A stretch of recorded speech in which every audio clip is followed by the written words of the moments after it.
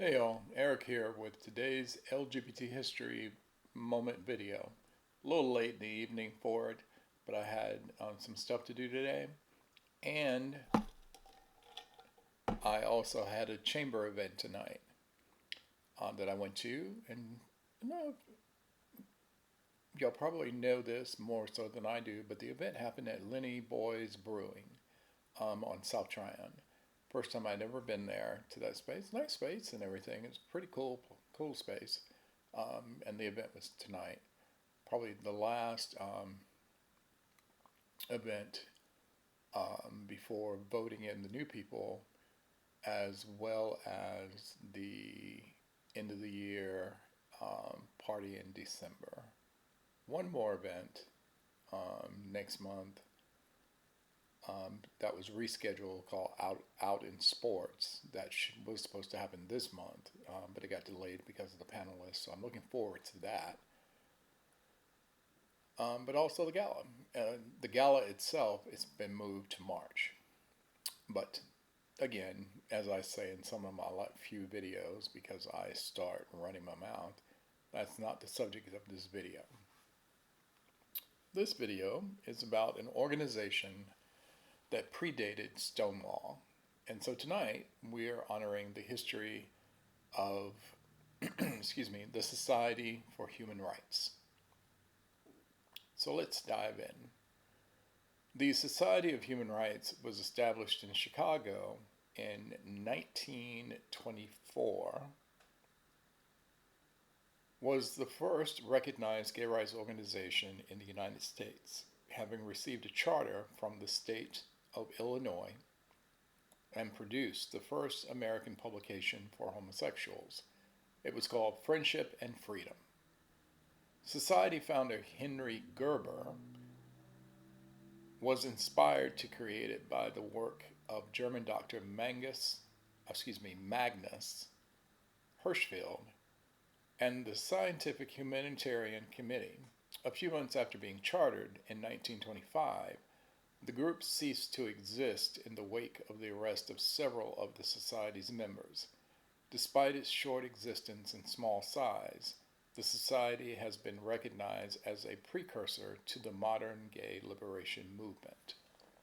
But let's dive in a little bit more.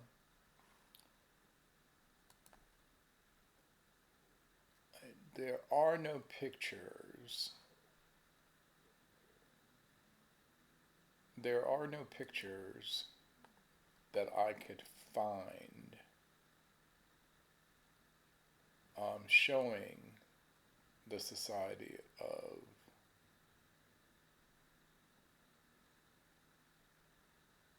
like members or anything, but I think I have a picture of the location in Chicago where the organization said that it was held. So I'll pop that up. This is in Illinois, in Chicago, on Crilly Court, 1710 North Crilly Court. And so let's dive in a little bit more about the society.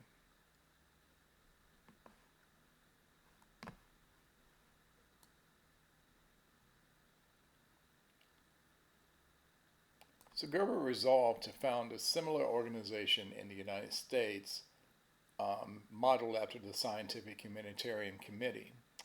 He called his group the Society for Human Rights, which is an English translation of Bund für Menschenrecht, B-U-N-D, für, F-U-R-M-E-N-S-C-H-E-N-R-I-C-H-T, Menschenrecht, Bund für Menschenrecht. That's the best I can do. And took on the role of secretary. Gerber filed an application for a charter as a non-profit organization with the state of Illinois on December 10, 1924. The application outlined the goals and purposes of the society: to promote and protect the interests of people who, by reasons of mental and physical abnormalities, are abused and hindered in the legal pursuit of happiness which is guaranteed them by the Declaration of Independence, and to combat the public prejudices against them by dissemination of factors according to the modern science among intellectuals of mature age. The society stands only for law and order. It is in harmony, it is in harmony with any and all general laws insofar as they protect the rights of others and and does in no manner recommend any acts in violence of present laws nor advocate any manner inimical to the public welfare.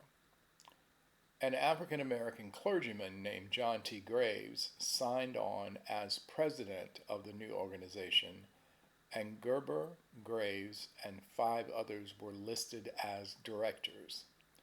The state granted the charter on December 24, 1924, making the society the first documented homosexual organization in the nation. Despite deliberately keeping the goals of the society vague and excluding any mention of homosexuality from its mission statement, society members were still surprised that no one with the state investigated any further before issuing the charter. The society's newsletter, Friendship and Freedom, was the first gay interest publication in the United States. However, few society members were willing to receive mailings of the newsletter, fearing that postal inspectors would deem the publication obscene under the Comstock Act. Indeed, all gay interested publications were deemed obscene until 1958, when the Supreme Court ruled in One Inc. versus Olson that publishing homosexual content did not mean the content was automatically obscene. 2 issues of Friendship and Freedom were written and produced entirely by Gerber. No copies of the newsletter are known to exist. Gerber formulated a 3-point strategy for winning what he referred to as homosexual emancipation. 1. Engage in a series of lectures pointing out the attitude of society in relation to their own behavior, and especially urging against the seduction of adolescents. 2. Through a publication, we would keep the homophile world in touch with the progress of our efforts. And 3. Through self-discipline, homophiles would win the confidence and assistance of legal authorities and legislators in understanding the problem, that these authorities should be educated on the futility and folly of long prison terms for those committing homosexual acts. Gerber set out to expand the society's membership beyond the original 7, but had difficulty interesting anyone other than poorer gays in joining. He was also unable to gain any financial support from the more affluent members of Chicago's gay community. Gerber sought out the support of people in the medical professions and sex education advocates and was frustrated when he was unable to secure it because of their fear of ruining their reputations through the association of homosexuality. Contemplating failure in 1962, Gerber stated, the first difficulty was in rounding up enough members and contributors so the work could go forward. The average homosexual, I found, was ignorant concerning himself. Others were fearful. Still others were frantic or depraved. Some were blasé. Many homosexuals told me that their search for forbidden fruit was the real spice of life. With that argument, they rejected our aims. We wondered how we could accomplish anything with such resistance from our own people.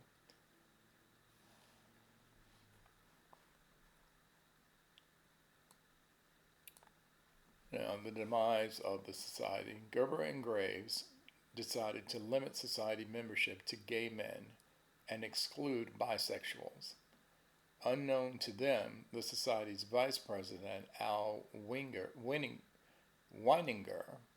a man Gerber described as an indigent laundry queen, was married with 2 children. Weininger's wife reported the society to a social worker in the summer of 1925, calling them degenerates and making claims of strange doings in front of her children. The police broke in on Gerber in the middle of the night with a reporter from the Chicago Examiner in tow, interrogated him, seized his personal papers, and arrested him. The next morning, Gerber arrived in court to learn that Graves, Weininger, and Weininger's male companion had also been arrested. The Examiner reported the story under the heading Strange Sex Cult Exposed. The paper erroneously reported that Weininger and other members of the society had performed sex acts in front of Weininger's children, and that society literature encouraged men to abandon their wives and their children. This latter statement was in direct contradiction to the society's policy of only admitting men who were exclusively homosexual. Gerber was put through 3 separate trials before charges against him were finally dismissed because he was arrested without a warrant. Gerber's defense cost him his life savings, some of which may have been in the form of bribes paid through his lawyer. The police never returned Gerber's personal papers, his typewriter, or his remaining copies of Friendship and Freedom, despite a court order compelling their return. The only concrete record of the newsletter's existence is a photograph of one issue in a German book on homosexuality by Magnus Hirschfeld, and a review of the issue in a French homophile publication. Although Gerber avoided prosecution for obscenity under the Comstock Act, he lost his post office job for conduct unbecoming a postal worker. Weininger paid a $10 fine, equivalent to $179 in 2024, for disorderly conduct, with Gerber feeling he had hit a solid wall of ignorance, hypocrisy, meanness, and corruption, and unable to continue his financial support. The society dismantled, and Gerber was left embittered that none of the wealthier gays of Chicago had come to his aid for a cause he believed was designed to advance the common good. He left Chicago for New York City, where he re-enlisted in the Army, serving 17 years before being honorably discharged. And so there you have the story of the Society for Human Rights. While it didn't exist for very long, and having gone through that information, I'm sure anyone listening to this video can see that the society was in fact the precursor for a lot of the modern day organizations that are actually doing and continuing the work. The HRC, the Human Rights Campaign, the Trevor Project, GLSEN, locally, the Carolinas LGBT Chamber of Commerce, the Midwest, Mid-America LGBT Chamber of Commerce, the National Gay and Lesbian Chamber of Commerce, and other organizations that are too many to name. Talking to a new friend, Devin, who represents RAIN, which is the organization that supports people living with HIV and AIDS. Those organizations are still running. And so these organizations of the past deserve to be honored and remembered, because anybody who forgets and doesn't remember their history and remember the past mistakes are doomed to repeat it. And so, given the climate that we are in, I would ask that we start remembering our own stories as government tries to erase them, as they did with the Society of Human Rights, so that we can tell our own stories. You know, I don't have a lot of subscribers. I don't.